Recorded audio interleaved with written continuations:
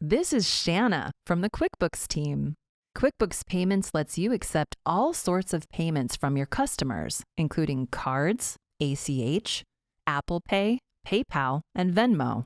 You can add online payment options to an invoice, send customers a payment link for simple payment requests, or take payments with a card reader. QuickBooks processes the payment and records the transaction for you all at once. Let's go over how to sign up for payments and how you can get your funds faster at no extra cost by adding QuickBooks Checking. Then, where to manage your settings and add services like instant deposit and payments dispute protection. To start, go to Settings, Account and Settings, and then the Payments tab.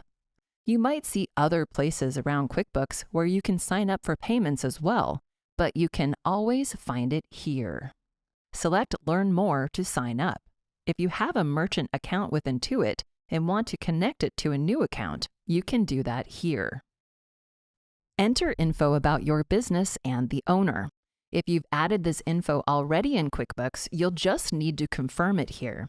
Note only the primary admin of your QuickBooks account can apply for payments.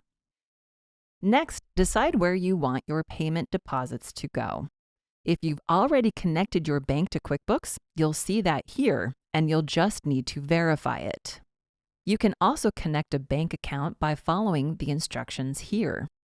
Or you can sign up for a QuickBooks Checking account, which offers instant deposit at no extra cost if you want to get paid right away. You can read about the benefits here. We'll select QuickBooks Checking for this example. Select it and add the name you want on your debit card. If you have co-owners, check this box. When you're finished, select Save and then Let's Go. You'll get an email from QuickBooks letting you know when you're approved. It usually happens within 1 to 3 days. Once you've been approved, go back to the Payments tab. This is where you can manage your payments settings anytime and change any info if you have to. If you want to sign up for instant deposit, you can do that here. And if you want to turn on payments dispute protection to protect your company from chargebacks, you can turn that on here.